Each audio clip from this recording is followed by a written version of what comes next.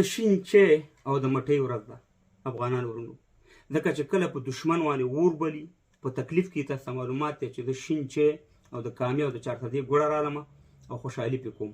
خو نن مې د شین چای او مټیان راغوستي ځکه چې افغانستان ملت ته افغانانو ته د پرمختګ پیغام دی. د ټاپي پروژې په نوم باندې دغه پروژه دی ټول افغان ملت ته مبارک وي. دا د افغانستان پرمختګ دی، دا د افغانستان د ولس پرمختګ دی افغانان ورونو. نو الله تعالی دې افغانستان نورم ودان کړي. څوک هم چې په افغانستان کې د آبادۍ کار کوي یو خښت هم دي که نه، باید موږ او تاسې وستی وو. که زموږ د دې اوسني نظام سره اختلاف هم وي، خو په ملي شیانو د افغانستان په ودانۍ باندې هېڅ اختلاف نشته.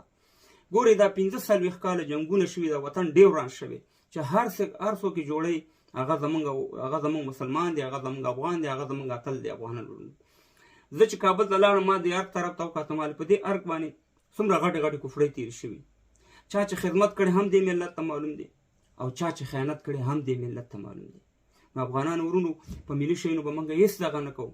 دا یو داسې کار دی چې دا د افغانستان د آینده کار دی، د آبادۍ کار دی.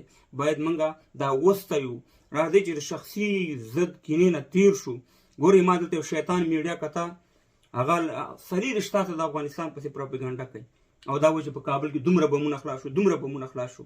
د دغه خلکو د سیخ کار نشي افغانان ورونو. خپل د وطن د جوړېدو باره کې کار وکړو. ګورئ دا طالب به نن وي سبا به نه وي دا ملا، مګر دا ارګ به وي، دا وطن به وي، دا ولس به وي. څوک چې خدمت کوي باید هغه موږ او تاسې وستایو. بیا دې ټول افغان ملت ته مبارک وي. نو ستاسې په اجازه باندې به زه یو مټۍ راوالم او مبارکي به تاسو ټولو ته درکړم.